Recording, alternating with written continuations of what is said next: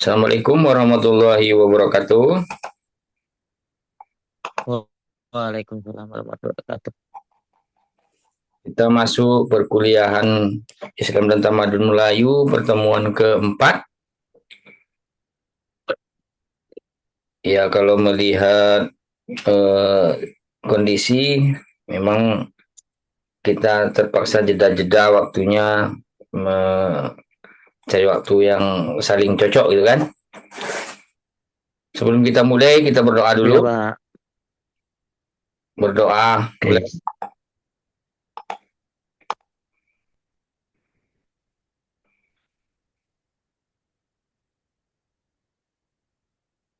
berdoa, selesai.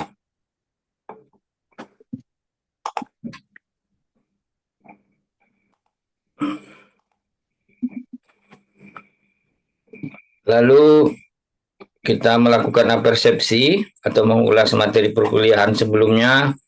Apa yang Topa ingat tentang materi sebelumnya kita tadi Penyebaran ajaran Islam, sejarah penyebaran Islam, Pak, di kawasan mana? di kawasan Asia Tenggara, di Brunei, di Aceh, Pak, juga termasuk. Hmm, ya ya ya. Lalu untuk yang sekarang mungkin kita masuk ke wilayah Riau. Pengen tahu rasanya? Iya, Pak, iya, Pak. Pengen, Pak. Hmm, oke. Kita coba share materi pertemuan keempat ya.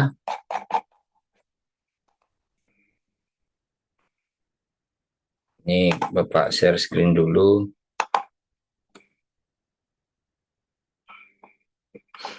Dari pertemuan keempat.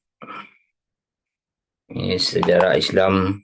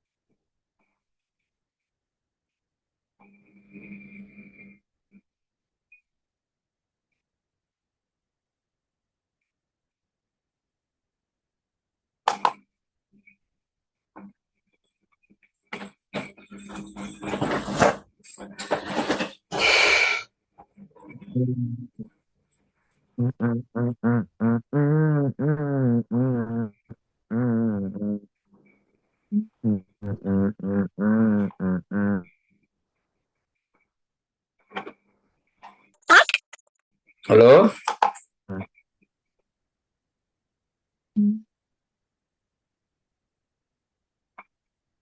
halo Topa. Iya, Oh, Pak. muncul lagi dia. Tadi hilang dia. Agak Muncul lagi. ngantuk dikit, Pak, soalnya, Pak. Hah? Agak ngantuk tadi, Pak. Bukan ini apa? Jadinya, oh, Apa ininya hilang tadi? hitam, Pak. Iya, ini udah timbul lagi dia nih. Anda nampak apanya? Udah Pak, udah Sejarah. nampak Pak. Nah, jadi sejarah Islam di Riau Udah nampak ini Pak. masih loading dia.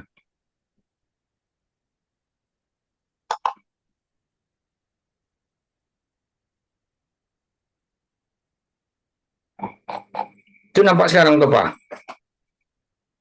Nampak Pak, nampak Pak. Nampak.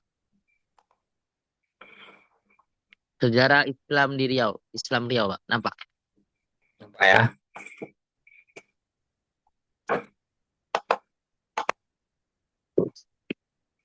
Oke. Jadi Islamisasi Riau ini menurut si Roja namanya pengarangnya,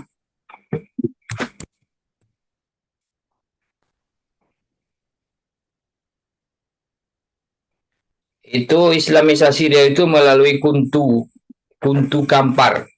Coba tahu Kuntu Kampar? Belum tahu? Kam- kalau kamparnya tahu Pak, tapi kalau kuntunya enggak. Kuntu itu eh, masuknya dari sini Pekanbaru terus arah ke Kubang. Oh, iya Pak. Paham. Nah, Ya Pak, ya Pak. Baru ingat. arah ke Lipat Kain. Iya, betul. Iya Pak. Nah, lewat Lipat Kain sedikit sebelum jembatan belok kanan. Iya Pak. Kemarin udah apa? Nah, Lupa nama. ada objek wisata juga situ kan. Nah, Nah, jadi oh gitu. iya kemudian di dalam Islamisasi Riau melalui Kuntu Kampar itu disitulah pertama Islam masuk di Riau ini. Nah, jadi kalau di Kuntu itu umpamanya termasuk kita mau tahu sejarah Kabupaten Kampar segala macam. Nah, ini masuknya Islam di Kuntu itu namanya Syekh Burhanuddin itu yang penyebarannya di sana. Ya termasuklah namanya sama dengan Syekh Burhanuddin yang menyebarkan Islam di Pariaman kalau Sumatera Barat. Namanya sama, menurut beberapa ahli orangnya itu juga. Kalau di Kuntu ini dulu di Kuntu itu banyak kebun cengkeh. Jadi logikanya waktu itu kan memang musim eh, rempah-rempah kan yang laris waktu itu kan. Logikanya seperti itu.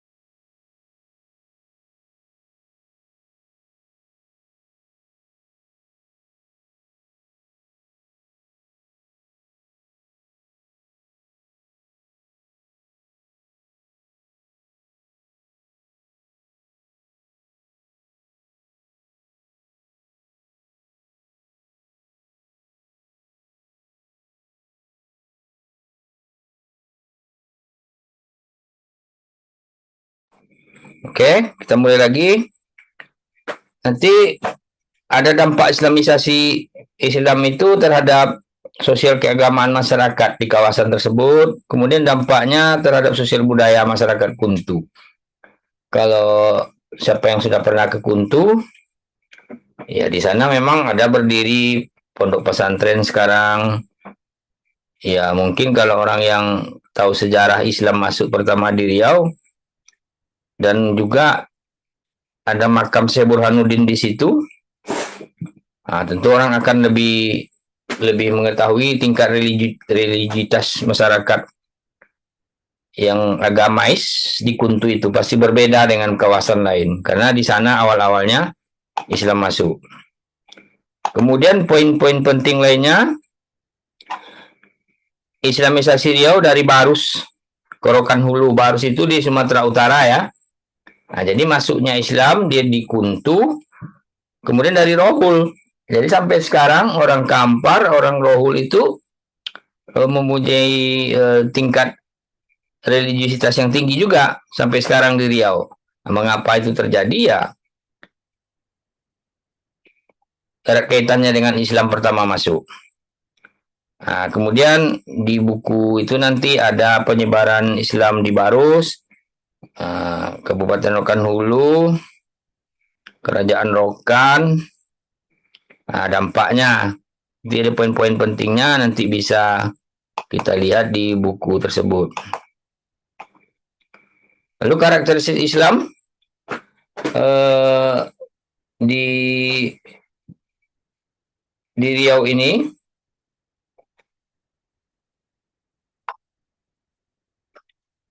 itu memiliki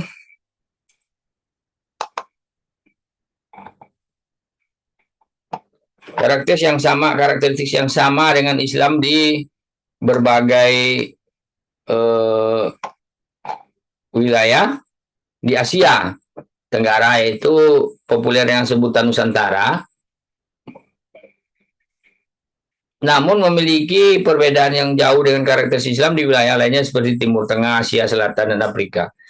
Jadi simbol-simbol menyebutkan ada istilah pat atau putuh, yakni pembebasan yang sering melibatkan kekuatan militer yang akhirnya wilayah-wilayah ini mengalami Arabisasi, sedangkan di Nusantara khususnya Riau paling sedikit mengalami Arabisasi.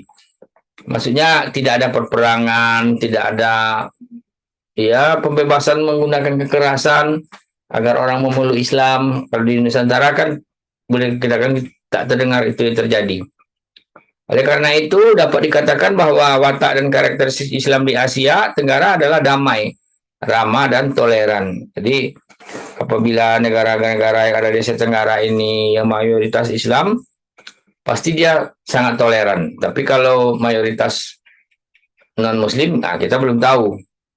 Nah, maka itu hubungannya juga ada kaitannya dengan masuknya Islam itu, dia waktu itu memang damai gitu. Oke? Hal itu diakui oleh Thomas W. Arnold yang dapat disimak pada tulisannya di mana dia menyimpulkan bahwa penyebaran dan perkembangan Islam di Asia Tenggara berlangsung secara damai. Artinya masuk dan berkembangnya Islam di Riau sama saja dengan masuk dan berkembangnya Islam di Asia Tenggara, terutama wilayah atau negara-negara memiliki kekerabatan yang dekat dan keyakinan yang sama. Jadi oleh karena itu, karakteristik Islam di Riau juga damai, ramah, dan toleran, terbuka, serta moderat. Moderat ini kan ini perlu kita terapkan dalam moderasi umat beragama.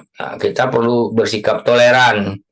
Jadi seandainya ada agama lain melaksanakan ibadah, ya kita tidak boleh mengganggu, dan kalau bisa kita juga menjaga keamanan mereka. Nah, seperti itu. Apalagi kalau kayak jebakan sapi api kan, bermacam-macam suku dan agama. Jadi kita harus punya sikap toleran. Oke. Kemudian ini tentang Syekh Burhanuddin itu yang masuk di Riau. Nah, nanti ada poin-poin pentingnya. Kita bisa mengetahui untuk riwayat hidupnya, pendidikan, perkawinan, karya, akhir hayat, perjuangan dalam mengembangkan dakwah Islam. Termasuk di perkawinan di sini, Syekh Burhanuddin ini sempat menikah dengan salah satu atau dengan warga Kuntu itu, tapi tidak punya anak dia. Nah itu pula sayangnya. Jadi keturunannya memang nggak ada di Kuntu itu.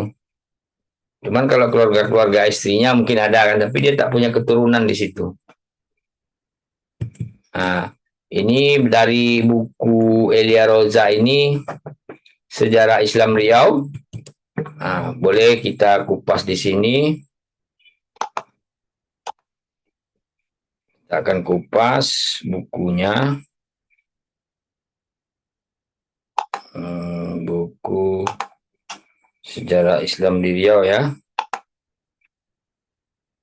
Kita tengok bukunya dulu.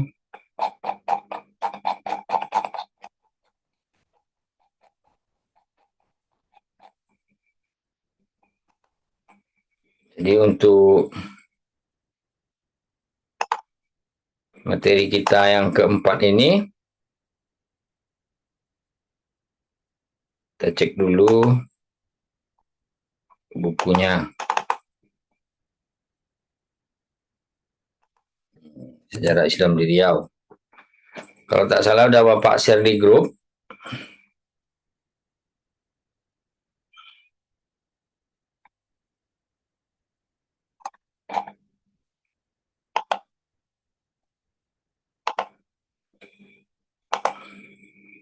Nah, ini lebih detailnya tentang materi kita tadi.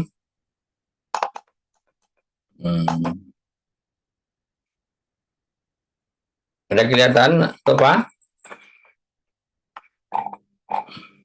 Belum. Masih hitam, Mbak. Masih hitam ya? Masih hitam. Masih Iya. loading. Udah, Pak. Nah, Udah. nah, ini model bukunya.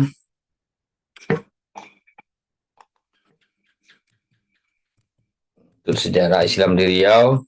Jadi kalau menengok cover buku karangan Eli Roza ini, ya memang ada ornamen-ornamen dan mungkin menciri khaskan ini mungkin. Nah, ini kan ornamen-ornamen Riau. Tapi dari model ini kan kita sudah melihat juga arahnya ke Timur Tengah juga kan. Nah, jadi pengaruh Timur Tengah itu sebenarnya yang sampai ke Riau itu. Nah, ini dia. Buku ini penerbitnya Aswaja Presindo.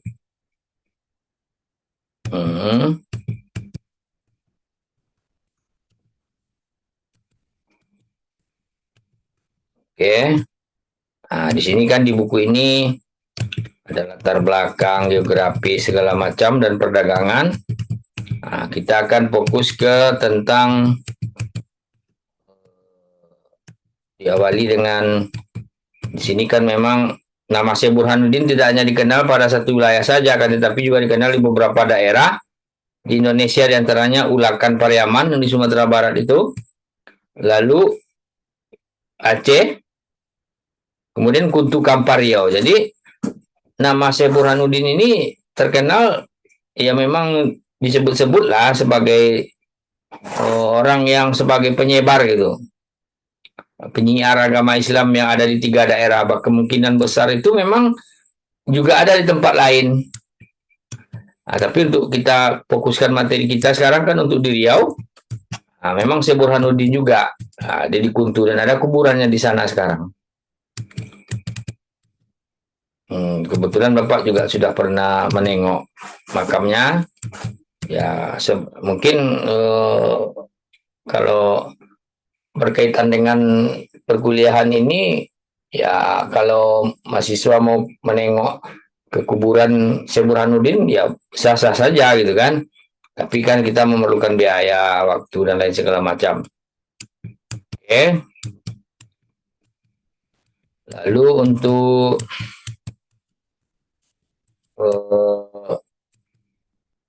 sejarahnya, memang di Riau ini identik dengan Islam. Nah, itu tidak kita bisa pungkiri.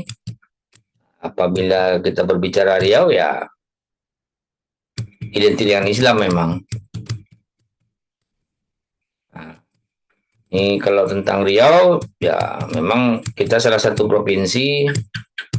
Nah, ini salah satunya umpamanya pusat-pusat kerajaan itu seperti dalam teks sebagai berikut. Tatkala perahu dagang yang semula pergi ke makam Tauhid, ibu kota kerajaan Johor, diperintahkan membawa dagangannya ke Sungai Carang di Pulau Bintan tempat sedang didirikan negeri baru di muara sungai itu, mereka kehilangan arah. Bila ditanyakan kepada awak perahu yang hilir di mana tempat orang-orang raja mendirikan negeri, mereka mendapatkan jawaban di sana tempat yang riuh. Sambil mengisyaratkan ke hulu sungai, menjelang sampai ke tempat yang dimaksud, mereka apabila ditanya selalu mereka menjawab mau ke riuh. Nah, jadi orang bertanya Riau itu apa sebenarnya. Jadi sebenarnya Riau, kalau kalau bahasa Indonesianya Riau, Riau itu kan masuk daerah yang riuh gitu. Semacam daerah yang berkembang atau riuh. Jadi Riau itu akhirnya ya menjadilah daerah itu Riau gitu kan, bernama Riau. Pembukaan daerah baru bernama Riau gitu kan. Riau ini jadi Riau. Nah, atas perintah Sultan Johor ke-8 untuk membangun benteng-benteng pertahanan dalam rangka menyerang kapal-kapal Portugis di perairan Riau. Setelah negeri Riau berdiri, dinobatkanlah Sultan Sulaiman Badrul Alam Shah menjadi Sultan Riau ke-13. Riau dengan artinya sungai. Dengan kata Riau artinya suara yang ramai, terdapat suatu pengertian bersamaan sebab Sungai Riau itu terletak pada arus lalu lintas perdagangan. Berarti intinya kata Riau itu ya dari lalu lintas perdagangan yang ramai, yang riuh gitu di sebuah sungai itu kan, atau di perairan. Jadi memang sampai sekarang ya sungai-sungai yang ada di Riau ya ada sekian sungai kan, ada 5 sungai besar.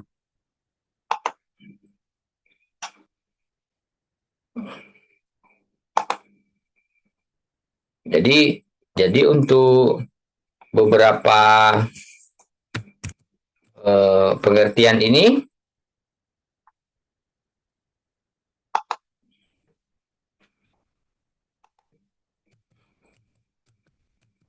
kata Riau kita sudah tahu. Ini geografisnya, ini Provinsi Riau. Ya ini Riau, Rokan Hulu, Sia, di Kampar sama Rokan Hulu. Kan kalau di Rokan Hulu ini kan tadi dibilang dekat ke Sumatera Utara, dari Barus, dari sana masuk Islam. Kemudian dari Kampar, nah di sini dekat Kuntu, masuknya yang arah ke Kuantan Sengingi. Jadi termasuklah religiusnya masyarakat itu tergantung daripada penyebaran Islam juga.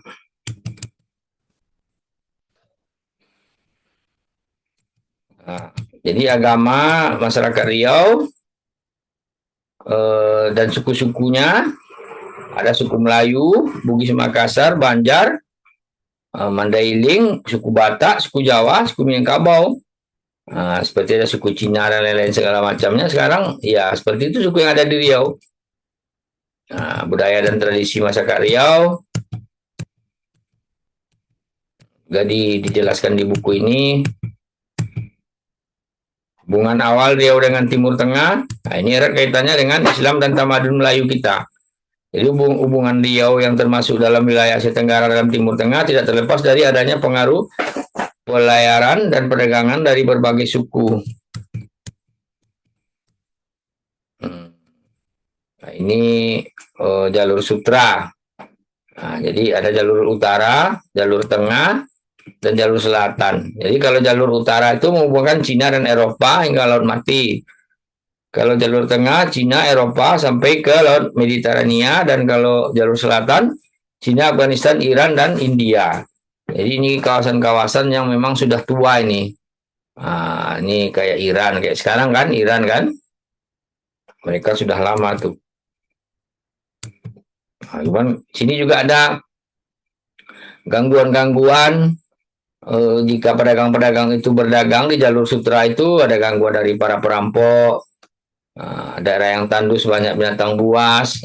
Itu seperti itulah keadaannya dulu. Nah ini jalur perdagangan ya. Dulu orang kalau nengok dari rute buku ini ya jalur perdagangan tuh di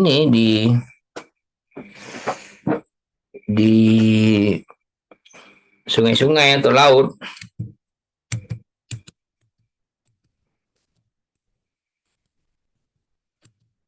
Lalu Islamisasi di Indonesia. kita mengarah ke Riau langsung, karena Indonesia dan Asia Tenggara sudah kita bahas pada pembahasan sebelumnya.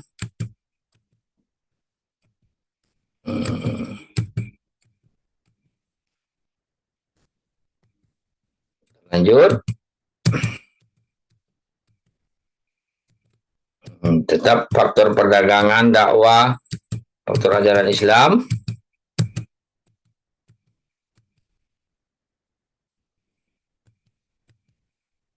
Nah, ini dia Islamisasi Riau. Jadi, sampai saat ini belum ada dikemukakan oleh para ahli, namun meskipun teori Islamisasi Indonesia telah dikemukakan oleh para ahli sejarah, namun tidak dapat diberlakukan terhadap Riau karena perbedaan lokasi dan wilayah. Artinya, merumuskan teori Islamisasi Riau sama halnya dengan menggali kembali proses masuknya Islam ke Riau. Nah, jadi kalau eh, suatu fenomena pencarian identitas jati diri, sebagaimana dikatakan oleh Soekarno, dengan judul Jas Merah, akronimnya kata-kata jangan sekali-sekali melupakan sejarah gitu. Jadi kita juga perlu juga mengetahui sejarah Islam di Riau ini. Jadi Islamisasi Riau melalui Kuntu Kampar ini yang pointer yang telah kita bilangkan tadi berasal dari Sumatera Barat. Nah, jadi Kuntu itu kan kawasannya arah ke Sumatera Barat juga tuh. Nah, jadi diperkirakan berasal dari Sumatera Barat. Nama Syekh Burhanuddin sebagai pembawa Islam ke Kuntu sama dengan yang di Pariaman itu, Syekh Burhanuddin juga namanya. Menyebarkan dan mengembangkan agama Islam di Ulakan Pariaman Sumatera Barat. Artinya perjalanan Syekh Burhanuddin ke Kuntu tiada lain dikarenakan adanya pengembangan nama Islam ke berbagai daerah. Jadi Syekh Burhanuddin yang ada di Ulakan Pariaman yang diklaim oleh orang Sumatera Barat di sana Islam pertama masuk itu, tokohnya yang penyebarnya di Riau itu juga yang pertama masuk di Kuntu. Nah, jadi diperhatikan dari letak Kuntu itu di pinggir anak Sungai Kampar. Nah, jadi maka sangat jelas perjalanan pada masa itu dilakukan melalui sungai. Nah, dia ada Sungai Kampar tuh pertama masuk dari arah Teluk Meranti sana Pelalawan, terus masuk ke Kampar, nanti dia bercabang. Ada yang langsung ke arah PLTA, bercabang arah ke Kuntu, dan juga ada batu dinding segala macam sekarang objek wisata lagi terkenal di sana. Nah, dari sanalah Syekh Burhanuddin masuk menggunakan jalur sungai sampai ke wilayah Sumatera Barat, terutama di Kabupaten Mabuk Kota, Payakumbuh, di Pangkalan. Nah, ini namanya anak Sungai Kampar itu Sungai Sebayang. Nah, jadi sangat besar kemungkinan bahwa Islamisasi Riau terjadi melalui jalur barat, yakni dari Sumatera Barat. Artinya Islamisasi Riau kemungkinan juga terjadi dan bermula dari Sumatera Barat melalui Sungai Sebayang di Kuntu Kampar, karena Sungai Sebayang merupakan anak cabang Sungai Kampar yang hulunya ke Payakumbuh. Jadi kemungkinan oleh buku ini menyebutkan kalau dari Pariaman Syekh Burhanuddin terus ke Payakumbuh dan akhirnya sampai ke Kuntu, perbukitan tinggi dengan beberapa wilayah. Jadi ini perdagangan asing nih ya, perdagangan Arab yang jauh sebelum Islamisasi sudah melakukan transaksi. Jadi kalau memang di sini di kawasan Kuntu ini sebenarnya sudah maju pada dulunya, terkenal dengan ladanya itu. Jadi ada rempah-rempah. Jadi pedagang Arab tuh ya lada yang ada di Kuntu itu sebenarnya sudah jadi target. Jadi sudah terkenal waktu itu. Kalau di Kuntu banyaknya lada gitu. Nah, kemudian geografis Kampar. Ini tentang Kampar. Sejarah Kabupaten Kampar, zaman pemerintahan Jepang, zaman kemerdekaan.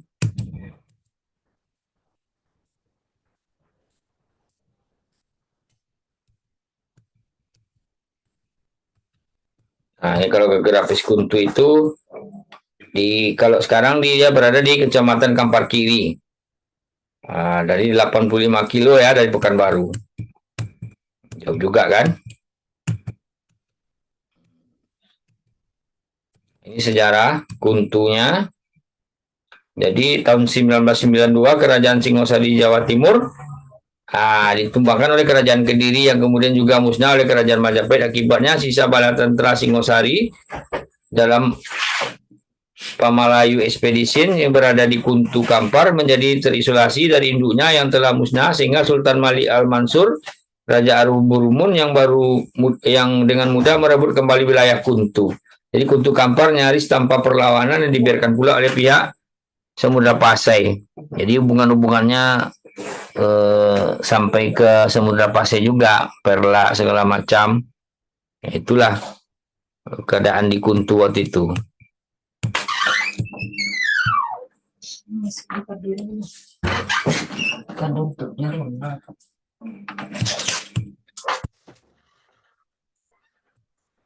Nah, ini stempel kerajaan Kuntu ini. Nah, ini kerajaan Kuntu ini stempelnya dulu. Jadi di sana sebuah kerajaan dulu.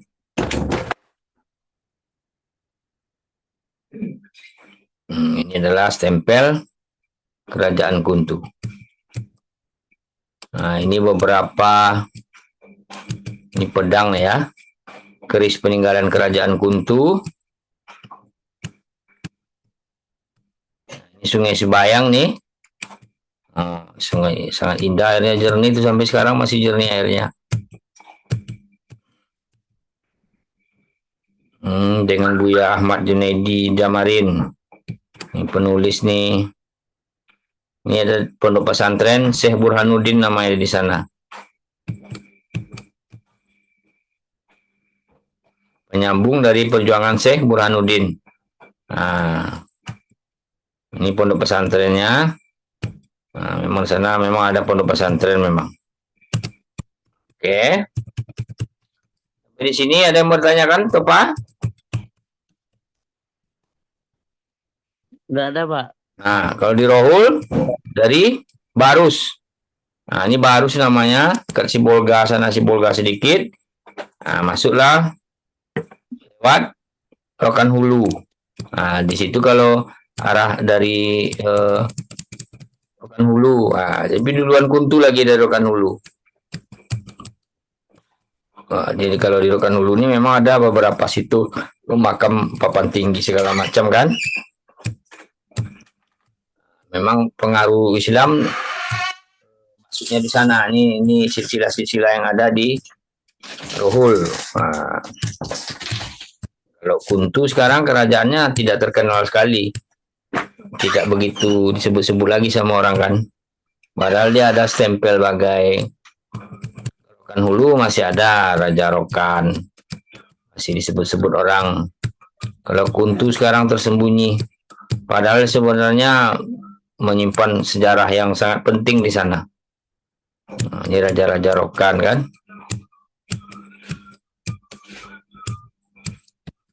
Ini Rokan.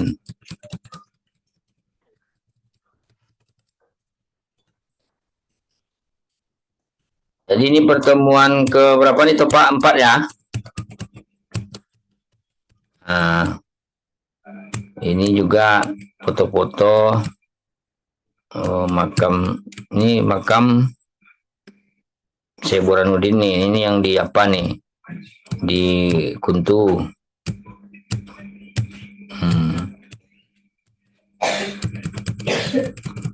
Oke, nggak ada yang mau ditanyakan? Bisa dong Pak menyimpulkan pelajaran kita? Tanda ya bisa, Pak. Yang saya tadi simpulkan, Pak, yaitu Pak bisa mengetahui itu, Pak, tempat-tempat sejarah apa namanya penyesuaian Islam dari Riau, Pak. Dari Kampang Kuntu sampai ke itu, sampai tahu ke makam-makamnya, sampai tahu ke apa nama silsilahnya, Pak, sampai tahu yang penyebaran penyebaran Islam di bagian sini Pak, di Bangko ya. Kok di Bangko di mana? Lupa Pak. Di tidak. Di Barus, dekat bagan Pak, lupa saya Pak. Barus di Rokan Hulu tuh. Di Barus Pak. Itu Pak yang saya tahu Pak. Nah, ya Sampai ke Barus. makom-makomnya ya. Oke. Jadinya Sekarang, bisa mengetahui nah, terus silsilahnya. sekarang ini ada tugas untuk yang pertemuan keempat ini. Ini tugas kelompok nih sebenarnya.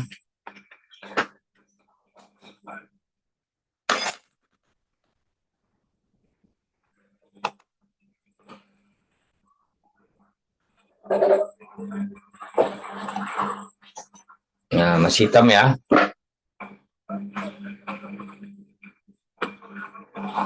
Ini tugas kelompok. Pembagian kelompoknya 77 orang karena di absen Bapak tengok ada 21 nama, Bapak bagi 7. Ada 3 kelompok kan?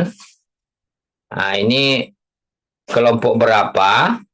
Tulis nama dan NIM semua anggota kelompok. Ke kelompok 1, nah ini tuh soalnya. Ulas tentang sejarah Islam di Riau terkait Islamisasi Riau melalui Kuntu Kampar. Kelompok 2, ulas tentang sejarah Islam di Riau terkait Islamisasi Riau dari Barus ke Rokan Hulu. Kelompok 3, ulas tentang sejarah Islam di Riau terkait karakteristik Islam Riau. Tentang karakteristiknya, tadi di buku tadi ada. Dan pembagian kelompoknya seperti yang ini ya.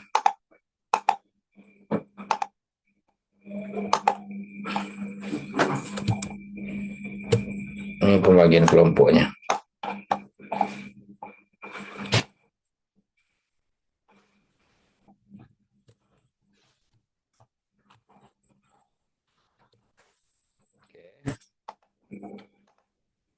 Pembagian kelompoknya sudah Bapak share juga di grup itu. Nah, jadi belum kelihatan ya.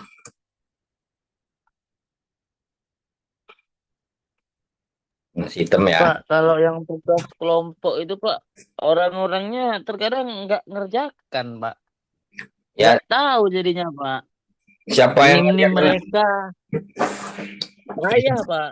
Mereka ini jarang Pak. Yang masuk-masuk aja cuman sedikit Pak. Mana mereka tahu Pak? Jadi, Pak, izin Pak. Yang ah, kerja Pak, macam mana itu Pak? macam mana? Yang yang nggak bisa masuk apa Pak? Karena kerja Pak. Karena kerja. Iya. Oh iyalah, yang penting ini kan waktunya udah mau habis nih.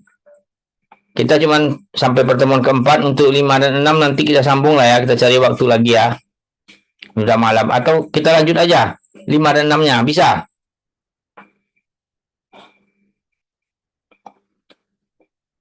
Yang kerja menyesuaikan aja ya. Nah, ini kelompok-kelompoknya. Pembagian kelompoknya. Ya, metode pembelajaran itu juga ada pribadi dan berkelompok gitu. Oke? Assalamualaikum warahmatullahi wabarakatuh. Kita lanjut atau macam mana? Nah, lanjut aja Pak sekalian Pak. Jam 12 jadi. Oke, lanjut aja lah ya.